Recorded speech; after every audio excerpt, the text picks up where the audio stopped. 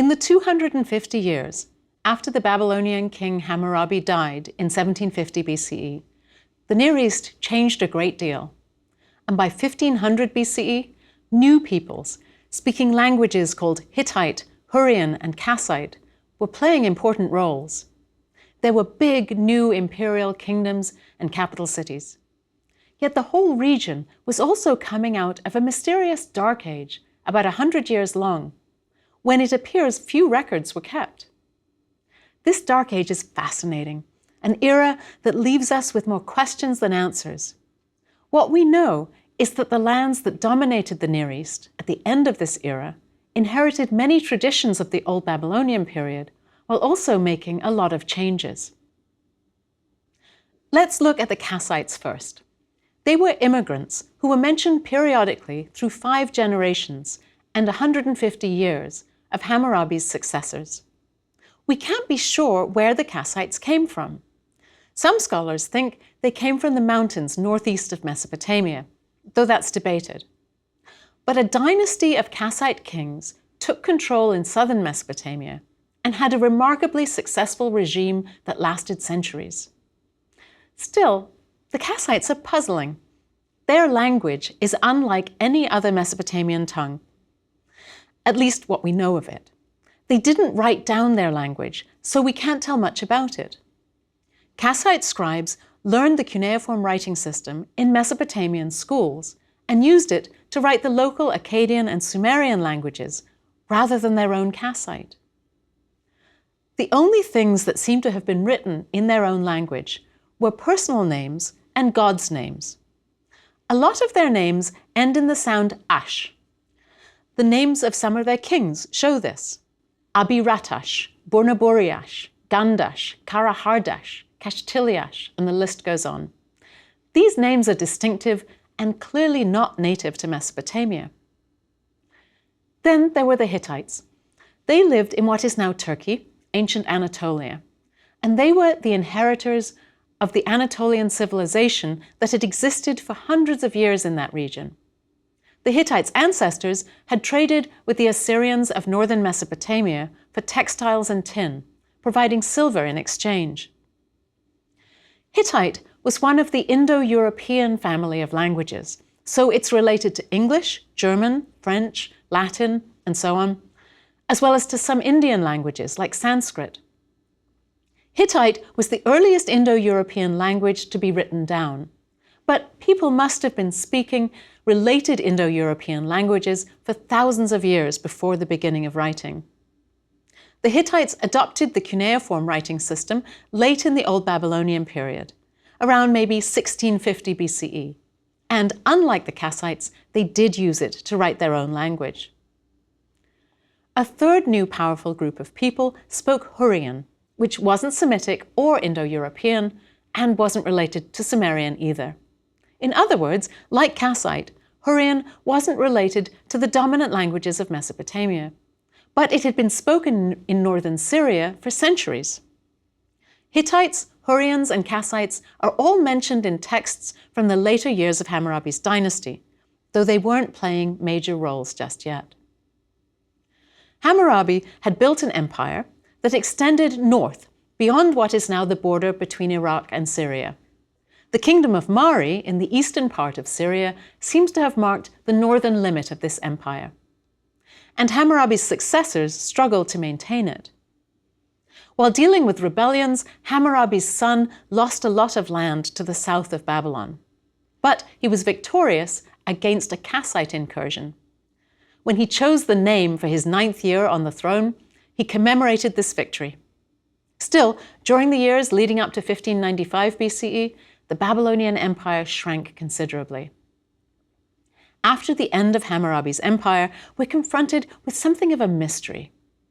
Mesopotamian scholars are dependent on cuneiform texts to provide us with evidence of the historical events of each era. If tablets aren't found in the ground, we simply can't know what was going on. And that's just the situation for the 16th century BCE. In Mesopotamia and in Syria, very, very few documents have been discovered that can be dated to the period from 1595 to 1500 BCE. It's a classic Dark Age. It's as though someone drew a curtain over almost a whole century. Without documents, we end up without much to say, and a lot of questions unanswered. By the end of this Dark Age, so many things had changed. It wasn't just that the Kassites were now ruling Mesopotamia. There were also two powerful new empires in the north. The Hittite Empire was growing in Anatolia, and an empire called Mitanni, dominated by the Hurrians, was expanding across northern Mesopotamia and Syria. By 1500 BCE, even the Egyptians had become imperialistic. Previously, they had largely kept to the Nile Valley, but now they started campaigning in the Levant. So how did everything change? I'd like to take you through these mysteries by looking at them through the perspective of a kingdom I know well, though you might not have ever heard of it. It was called Hana, and it was one of the few kingdoms that seems to have managed to survive from the later years of Hammurabi's dynasty through the Dark Age and into the time of the new empires that followed. Hana was centered on the city of Terka, on the Euphrates River in Syria. In the time of the Old Babylonian kingdom of Mari, during the 18th century BCE, Terka was one of Mari's provincial capitals. But it had already been a major city for hundreds of years. Way back in the 23rd century BCE, which was the time of Sargon, ruler of the Akkadian Empire, Terka was a major city with a huge city wall and an important temple to the god of this region, whose name was Dagon. I worked on the archaeological excavation at Terka when I was in graduate school. And when I picked a topic for my doctoral dissertation, it was an obvious choice to focus on this fascinating ancient Hana kingdom that once thrived there. Right away, I was struck by a fascinating puzzle. 10 different kings were named in clay tablets from Hana. They were dated using the year names of these kings. All 10 of the kings were local, but no one was quite sure of the order of their reigns. I decided to try to give the whole kingdom a basic timeline by putting the kings in order. Figuring out the correct sequence was a form of detective work. I looked at lots of details. The language had changed gradually over time, and so had the style of the script. Things like the position of cylinder seals, the width of the margins, and the size and shape of the tablets. These were features that the scribes altered gradually. I found that by analyzing these clues and observing the gradual stages in the changes, I could put the tablets in order. It helped, too, that a couple of kings gave their fathers names, and that several generations of the same private families showed up in some of the documents. We already knew that at least some of the kings ruled during the Old Babylonian period. A French scholar named Olivier Rouault realized that one of the Hana kings was named in a Babylonian year name from the time of Hammurabi's son. So that Hana king was obviously contemporary with the reign of Hammurabi's son. Almost all the historians who had studied the Hana texts up through the late 1980s had believed the Hana kingdom existed before Hammurabi's empire ended in 1595 BCE, that is, before the Dark Age began. But they thought it hadn't continued afterwards. A huge new clue appeared when a German scholar published a Hana text that was in a private collection. It contained distinctive phrases from the Hana region and was a lot like one of the tablets I had put at the end of the sequence. Scholars had thought those phrases had been only used in the Old Babylonian period. But this new tablet was dated almost 500 years after Hammurabi's reign and 350 years after the end of the Old Babylonian period. The newly published tablet didn't have a year name of a Hana king. The date on the contract was in the reign of a known king of Assyria who ruled from 1244 to 1208 BCE. I remember getting goosebumps as I read the German scholar's article. Some of those Hana tablets that I had been working on must have been much closer in time to this later text, and therefore they were written much later than I'd anticipated. There were close parallels between a few of them and the text in the private collection. They really couldn't have been written much more than 50 years earlier. So, That meant that the Hana kings I'd carefully put in order, based on these subtle changes in the way scribes wrote the tablets, they hadn't ruled within 150 years of one another, but rather across the span of 500 years. And that meant some of them might have ruled during the enigmatic Dark Age. In other words, the kingdom of Hana might help answer some of the big questions about this fascinating era. And I believe it has done that. Well, sort of. The biggest problem is that there are still only a few dozen cuneiform tablets from Hana that we know of. We now have the names of 18 local kings and a pretty good sense of the order of their reigns. But for most of the kings' reigns, only 1 or 2 documents have been found. Imagine if you were trying to understand all of American history since about 1500, and you had maybe 60 documents to go on, and most of these were records of people buying and selling houses. You'd be missing a lot. So we're missing a lot about Hana. Perhaps, somewhere in the ground in Syria, there are royal archives for Hana, like the ones at Mari, with thousands of undiscovered cuneiform tablets. These could be treaties, diplomatic letters, administrative texts, or omens. And perhaps someday someone will find them and we'll have answers to so many of our questions. But that hasn't happened yet. So, for now, here's some of what we know about Hana and how it fits into the big picture. After Hammurabi's reign, and just to the north of his imperial border, some local kings ruled Hana, which was about the same size as Mari's old kingdom and included much of the same territory. And these kings ruled from Terka, their capital. We know from contracts and letters found in the houses that life in Terka at this time was a lot like life in Hammurabi's empire. People bought and sold houses and fields, they lived near their relatives, they farmed and took out loans, they worshipped gods in local shrines, and during the reign of Hammurabi's son, Samsu-iluna, they seem to have been attacked by the Babylonian forces. We only know this because Samsu-iluna wrote about it.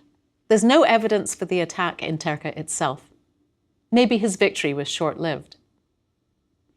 Afterwards, a king with a foreign name took the throne at Terka. He was named Kashtiliashu. This is definitely a Kassite name. But it was about 200 years after this that the Kassites took control of Babylon. So on this basis, lots of historians have speculated that Terka was home to a Kassite kingdom ruled by Kashtiliashu, while Hammurabi's successors were still ruling in Babylon. But those historians must be wrong. I say this because among all the names in the Hana contracts that survive from his time, Kashtiliashu had the only Kassite name.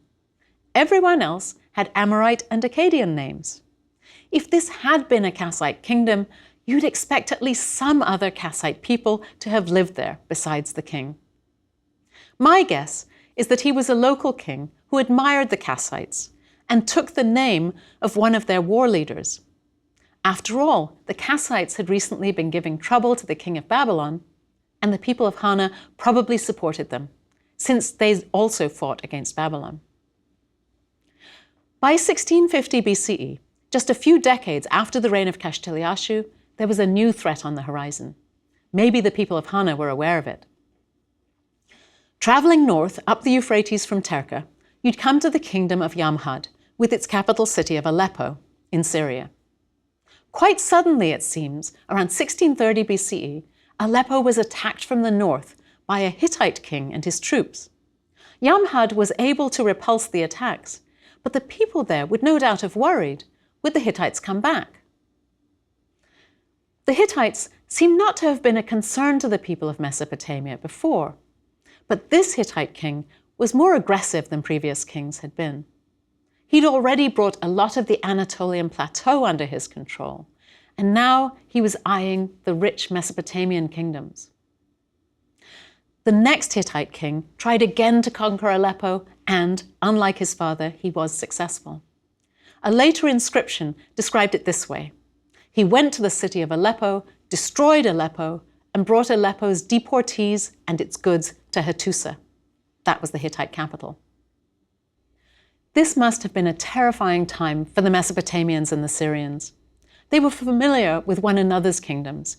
They fought one another from time to time, but they understood the rules of combat and the reasons for the battles. They also had diplomatic relationships and treaties. But what to make of the Hittites? They weren't part of the diplomatic system. Hana wasn't that far away from Yamhad, so the people there almost certainly had heard about the Hittite attacks on Aleppo. And the next move by the Hittites changed Near Eastern history. The same king who destroyed Aleppo now launched an offensive right down the Euphrates. Unfortunately, we don't know almost any of the details. No one at the time wrote anything about it, though it was remembered later. It was the attack that brought an end to Hammurabi's dynasty. A later Hittite royal inscription describes the episode in just 2 sentences. Now, later, he, the Hittite king, went to Babylon and fought the Hurrian troops. Babylon's deportees and its goods he kept in Hattusa. That's the Hittite capital again. The last of Hammurabi's successors, Samsu-Ditana, disappears from history at this point. We also know that the Hittites stole the statue of the Babylonian city god Marduk and the statue of the god's wife, Tsarpanatum, from their glorious temples and took them away, probably also to Hattusa. What the Hittite king didn't do was to set up a government in the kingdom of Babylon. He raided the city, presumably destroyed lots of buildings, and went back home, taking the statues of the city gods with him. He left a power vacuum behind. Now we know that the Kassites ended up filling this power vacuum, but how did they do so? Historians have been wondering about this for decades. Another clue about this era comes from a fascinating Kassite text. Suzanne Paulus, who's a historian at the University of Chicago, published it in 2014. In this document, other groups of peoples, not the Hittites, are credited with causing problems for Samsu-Ditana, the last king of the Babylonian dynasty. It suggests that the people of Hana, Hanaans, along with the Kassites and another group of people called the Amorites, staged an uprising that might well have taken place before the Hittite attack. The inscription says, "When at the time of Samsu-Ditana, the borders of Sumer and Akkad were altered by the belligerence of the Amorites, the uprising of the Hanaans, and the army of the Kassites, the design of the land had been obliterated and its borders unmade." Perhaps Babylon was severely weakened from these rebellions before the Hittites were even involved. If so, the Kassites might already have been positioned to take power when the Hittites retreated back to their homeland. In any event, it's fairly clear from this inscription that the kingdom of Hana was not on Babylon's side and might have helped the Hittites in their campaign. So, with the conquest of Babylon in 1595 BCE, we enter the Dark Age that I've been talking about. It's not until around 1450, 150 years later, that cuneiform documents started being written again in any significant numbers. And by then, the Kassite dynasty had been ruling central Mesopotamia for ages. Around the same time, we get documents from the new Hurrian kingdom of Mitanni in the north. So what happened? Well, there's one inscription that supposedly tells us something about what was going on right towards the beginning of the Kassite dynasty, during the Dark Age. The inscription is credited to a king named Agum, and that was the name of an early Kassite king. We know this because the later kings kept lists of their ancestors, and Agum was on the list. The problem with this inscription is that it's known from a much, much later copy, and some scholars think that was a fake made by a later king to justify his control of certain lands. But it could also be a genuine copy of an inscription from the time of Agum. And for several reasons, I'm inclined to believe that. There are some details in the inscription that later scribes almost certainly wouldn't have known about. Anyway, what this Kassite king, Agum, celebrates in his inscription is the fact that he has brought about the return of the statues of the god Marduk and his divine wife to Babylon. This would have been a huge achievement and a way to convince the Babylonians to view him as a true successor to the dynasty of Hammurabi. When the statues were away in the land of the Hittites, the Babylonians would have felt that their city was missing its gods. A king who could bring them back must have had the gods' support. Meanwhile, the Hittites would have been respectful to the Babylonian statues while they had them. Like the Mesopotamians, the Hittites thought the gods lived inside their statues, and they definitely would have believed in the power of Marduk. We know that when the Hittites captured divine statues, they kept them as hostages in temples, but they also kept up their care and feeding. You didn't want to annoy a foreign god, so I'm sure they did the same for Marduk and his wife Sarpanatum. The Hittites wouldn't have damaged the statues, and the Babylonians would have been desperate to get them back. What the Kassite king Agum of Babylon says he did was to send an ambassador to negotiate for the return of the statues. His negotiations were successful, and arrangements were made for the statues to be returned. Here's a curious thing, though. He didn't say that this embassy went to the Hittite capital. What he says is, and I quote, "I sent to a far-off land, to the land of the Hanaans, and Marduk and Sarpanatum did they conduct to me."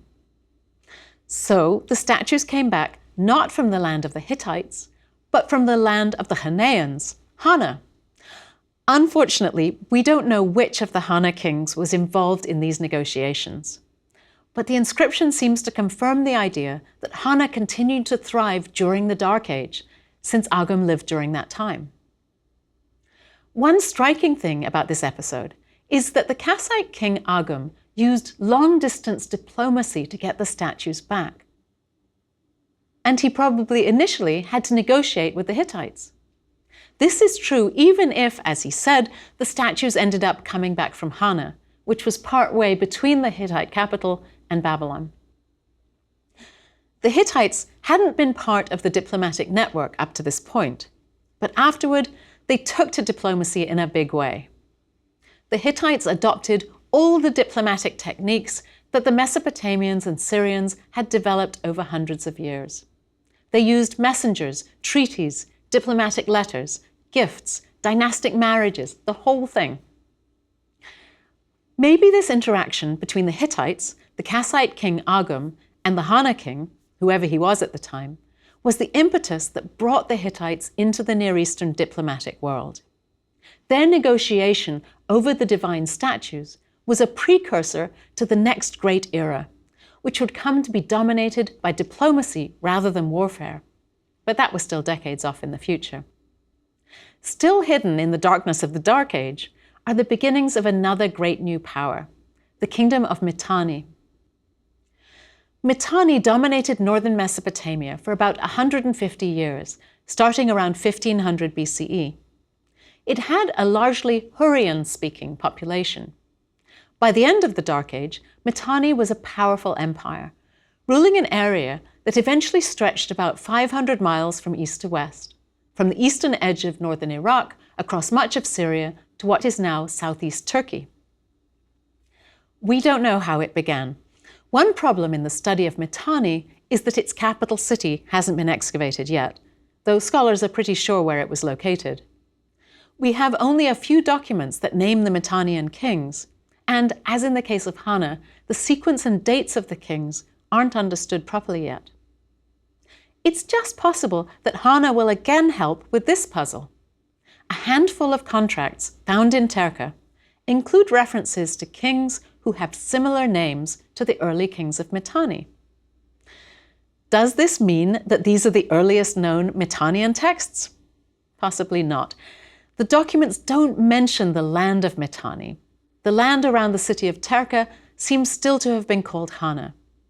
But perhaps the dynasty that later ruled Mitanni had its roots in the region around Terka. We'll have to wait to see, hoping that more documents emerge to help us understand. Still, it's clear that by 1500 BCE, the kings of Mitanni and their troops were aggressively fighting in both the east and west. Around this time, a Mitannian king caused problems for a minor western king named Idrimi. He ruled from Aleppo around the end of the Dark Age, and he was forced into exile when the city was attacked. We know about Idrimi's life because he had his autobiography carved on his statue. Unfortunately, it doesn't say who attacked his city. While he was in his lonely exile, he consulted omens and oracles so that he could pick just the right moment to return. When the time was right, Idrimi gathered his allies and made treaties with them. They were united in their opposition to the king of Mitanni. Together, they launched a long campaign, but in the end it was unsuccessful. Idrimi ended up as a vassal of the Mitanni king and swore an oath to support him. This was acceptable, he wrote, because his ancestors had been vassals to previous Hurrian kings. Using the standard term for a vassal, he wrote that he was now a son of the king of Mitanni. Idrimi was given control of a small kingdom and was allowed to continue to fight and raid. But now he was fighting for the Mitannian king rather than against him. This story might have been typical of the time of the expansion in Mitanni. Former enemies of the empire were willing to become vassals because they were allowed to raid and loot in the areas where they fought and to get rich. Before this time, the area that Idrimi ruled and raided had been controlled by the Hittites.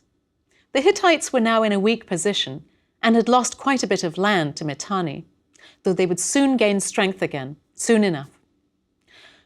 But Mitanni had another enemy as well, one that seemed to come out of nowhere.